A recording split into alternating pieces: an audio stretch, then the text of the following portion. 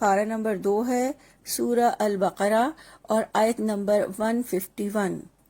ارشاد باری تعالیٰ ہے کما ارسلنا فیکم رسولا منکم یتلو علیکم آیاتنا ویزکیکم ویعلمکم الکتاب والحکمت ویعلمکم ما لم تکونوا تعلمون۔ لفظی ترجمہ ہے کما جیسا کہ ارسلنا ہم نے بھیجا فیکم تم میں رسولم ایک رسول منکم تم میں سے یتلو وہ تلاوت کرتا ہے علیکم تم پر آیاتنا ہماری آیتیں ویزکیکم اور وہ پاک کرتا ہے تمہیں ویعلمکم اور وہ تعلیم دیتا ہے تمہیں الکتاب کتاب کی والحکمت اور حکمت کی ویعلمکم اور وہ سکھاتا ہے تمہیں ما جو لم تکونو نہیں تھے تم سب تعلمون تم سب جانتے۔ با محاورہ ترجمہ ہے جیسا کہ ہم نے تمہارے درمیان تم ہی میں سے ایک رسول بھیجا ہے جو تم پر ہماری آیات تلاوت کرتا ہے اور تمہیں پاک کرتا ہے اور وہ تمہیں کتاب اور حکمت کی تعلیم دیتا ہے اور تمہیں وہ سکھاتا ہے جو تم نہیں جانتے تھے۔ اس آیت مبارکہ میں اللہ رب العزت نے امت مسلمہ پر کیے ہوئے اپنے احسان کا ذکر کیا ہے۔ رب العزت نے واضح فرمایا ہے کہ کعبہ کو قبلہ بنا کر اللہ تعالیٰ نے جو احسان تم پر کیا ہے وہ کوئی پہلی نعمت نہیں ہے، ان میں سب سے بڑی نعمت یہ ہے کہ ہم نے تمہارے درمیان تم ہی میں سے ایک رسول بھیجا ہے۔ یہاں رسول سے مراد محمد صلی اللہ علیہ وآلہ وسلم ہے اور فرمایا کہ وہ تمہارے لیے زیادہ عزت و شرف کا باعث ہے، اور پھر فرمایا رسولم منکم تم ہی میں سے ایک رسول، یعنی یہ حضرت ابراہیم علیہ السلام اور اسماعیل علیہ السلام کی دعا کا نتیجہ ہے کہ اللہ تعالیٰ نے انہی کی اولاد میں سے رسول اللہ صلی اللہ علیہ وآلہ وسلم کو مبعوث فرمایا۔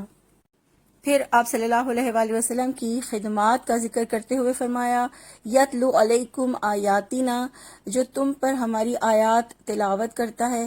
آیات سے مراد قرآن مجید ہیں۔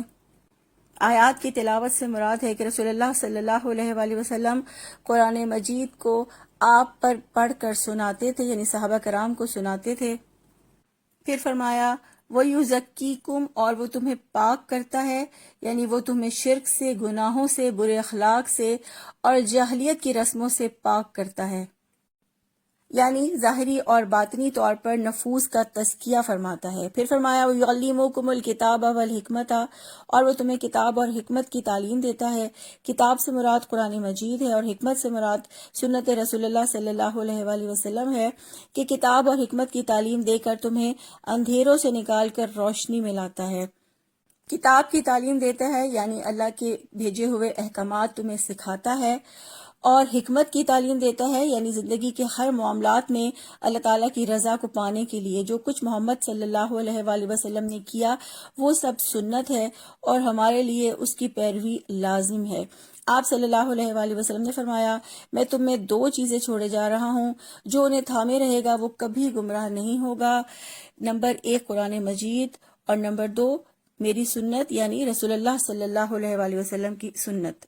پھر فرمایا وَيُعَلِّمُكُم مَّا لَمْ تَكُونُوا تَعْلَمُونَ اور تمہیں وہ کچھ سکھاتا ہے جو تم نہیں جانتے تھے۔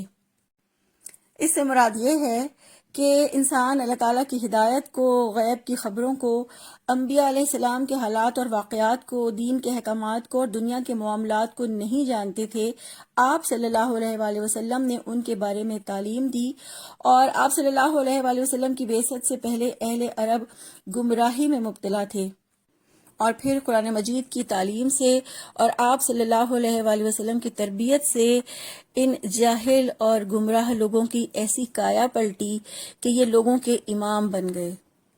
تو اس طرح رسول اللہ صلی اللہ علیہ وآلہ وسلم کو بھیجنا امت مسلمہ کے لیے ایک بہت بڑا انعام تھا جس کے ذریعے سے انہیں دنیا کی امامت ملی۔ آیت نمبر 152 ہے فَاذْكُرُونِي أَذْكُرْكُمْ وَاشْكُرُوا لِي وَلَا تَكْفُرُونَ۔ لفظی ترجمہ ہے فَاذْكُرُونِي پس تم سب مجھے یاد رکھو، اذکرکم میں تمہیں یاد رکھوں گا، واشکروا لی اور تم سب شکر ادا کرو میرا، ولا تکفرون اور نہ تم میری ناشکری کرو۔ با محاورہ ترجمہ ہے لہٰذا تم مجھے یاد رکھو، میں تمہیں یاد رکھوں گا، اور میرا شکر ادا کرو اور میری ناشکری نہ کرو۔ اس آیت مبارکہ میں اللہ رب العزت نے یہ حکم دیا ہے فَاذْكُرُونِی، تم مجھے یاد رکھو، اور اس پر ایسے اجر کا وعدہ کیا ہے جس کا انسان تصور بھی نہیں کر سکتا، اور وہ بہترین اجر یہ ہے اذکرکم، میں تمہیں یاد رکھوں گا، یعنی جو اللہ تعالیٰ کا ذکر کرتا ہے اللہ تعالیٰ اس کا ذکر فرماتا ہے۔ حضرت ابو ہریرہ رضی اللہ عنہ نے بیان کیا ہے، رسول اللہ صلی اللہ علیہ وآلہ وسلم نے فرمایا، اللہ تعالیٰ فرماتا ہے کہ میں اپنے بندے کے گمان کے ساتھ ہوں، اور جب بھی وہ مجھے یاد کرتا ہے تو میں اس کے ساتھ ہوتا ہوں، اور جب وہ مجھے دل میں یاد کرتا ہے تو میں بھی اسے اپنے دل میں یاد کرتا ہوں، اور جب وہ مجھے مجلس میں یاد کرتا ہے تو میں اسے اس سے بہتر مجلس یعنی فرشتوں کی مجلس میں یاد کرتا ہوں۔ ذکر سے مراد ہر وقت اللہ تعالیٰ کو یاد کرنا ہے۔ نماز بھی ذکر ہے، قرآن بھی ذکر ہے، دعائیں کرنا بھی ذکر ہے، اللہ سے سرگوشیاں کرنا، سرگوشی میں باتیں کرنا بھی ذکر ہے، ہر وقت اللہ کی حمد، تسبیح، تحلیل اور تکبیر بلند کرنا بھی اللہ کا ذکر ہے۔ ایک صحابی نے عرض کیا کہ اے اللہ کے رسول صلی اللہ علیہ وآلہ وسلم، اسلام کی باتیں تو بہت ہیں، آپ مجھے کوئی ایسی چیز بتائیں جس پر میں عمل کرتا رہوں۔ آپ صلی اللہ علیہ وآلہ وسلم نے فرمایا، تیری زبان ہر وقت اللہ کی یاد میں تر رہے، یعنی زبان سے ہر وقت اللہ کا ذکر کرتے رہو۔ تو ذکر الہی انسان کو اس بات کا مستحق بنا دیتا ہے کہ پھر اللہ اس کو یاد رکھتا ہے۔ جس نے اللہ تعالیٰ کو بھلا دیا یعنی اللہ کا ذکر نہ کیا، سمجھو کہ وہ ڈوب گیا، کیونکہ زمین پر اس کا نہ اچھا ذکر رہے گا، نہ ہی آسمانوں میں بھی اس کا کوئی خیر خواہ ہوگا۔ تو ذکر الہی صرف تسبیح، تحلیل اور تکبیر پر ہی منحصر نہیں ہے، بلکہ ہر وہ عمل جو قرآن و سنت کے مطابق ہو اور جس میں اللہ تعالیٰ کی اطاعت ہو، وہ ذکر الہی ہے۔ اللہ تعالیٰ کے ذکر کرنے کے بے شمار فوائد ہیں۔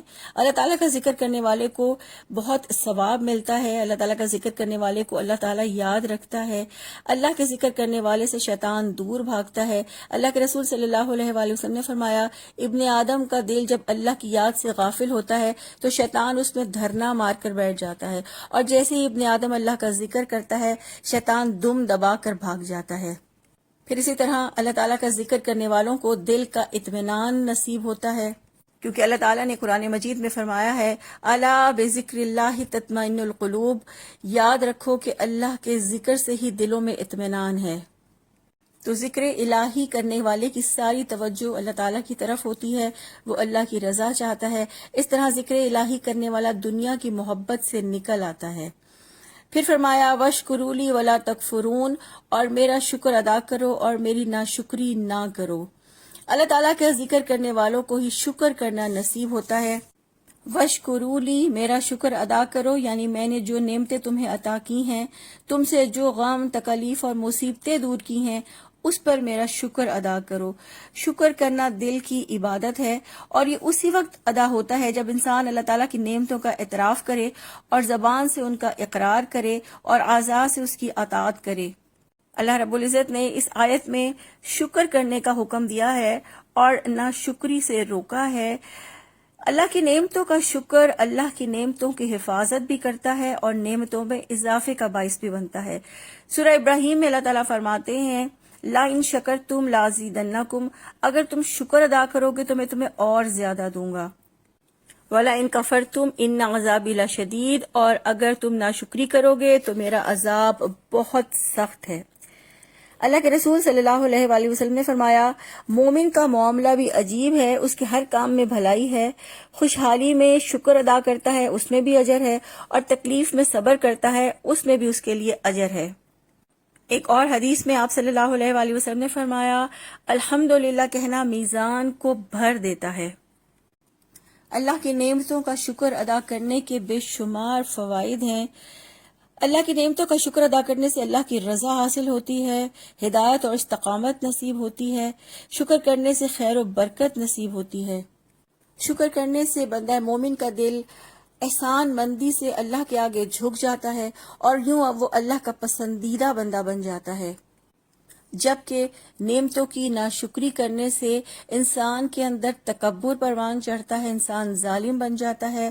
ناشکری سے انسان حق شناس نہیں رہتا اور یوں اللہ کے عذاب کا مستحق ٹھہرتا ہے۔ تو اس طرح ایک انسان دل سے بھی اللہ کا شکر ادا کر سکتا ہے، اس بات پر یقین کرتے ہوئے کہ جو نعمتیں ملی ہیں رب العزت کی چاہت سے ملی ہیں، یہ اعتراف نعمت ہے۔ پھر اسی طرح دل کے ساتھ ساتھ زبان سے بھی اللہ کا شکر ادا کر سکتا ہے، زبان دل کی ترجمان ہے۔ آپ صلی اللہ علیہ وآلہ وسلم اپنے ہر کام کی تکمیل میں اللہ تعالیٰ کا شکر ادا کرتے تھے۔ نیند پوری کرنے کے بعد، کھانا کھانے کے بعد، ہر کام کی تکمیل پر اللہ تعالیٰ کی حمد بیان کرتے تھے۔ انسان اپنے اعضاء سے بھی اللہ کا شکر ادا کر سکتا ہے، اس میں سجدہ شکر، نماز اور اللہ کی اطاعت کے دیگر کام شامل ہیں۔ آپ صلی اللہ علیہ وآلہ وسلم اتنا لمبا قیام فرماتے یا اتنی لمبی نماز پڑھتے کہ آپ کے قدم مبارک یا پنڈلیاں سوج جاتی، اور جب آپ سے اس کے بارے میں کہا جاتا تو آپ فرماتے، کیا میں اللہ کا شکر گزار بندہ نہ بنوں؟ اللہ تعالیٰ سے دعا ہے کہ اللہ تعالیٰ ہر لمحہ ہر ساتھ ہمیں اپنا ذکر کرنے کی توفیق عطا فرمائے اور کفران نعمت اور ناشکری سے بچا لے، اور ایسے اپنی نعمتوں کا شکر ادا کرنے کی توفیق عطا فرمائے جیسے شکر ادا کرنے کا حق ہے۔ سبحانک اللہم و بحمدک، نشہد ان لا الہ الا انت، نستغفرک و نتوب الیک۔ السلام علیکم ورحمۃ اللہ وبرکاتہ۔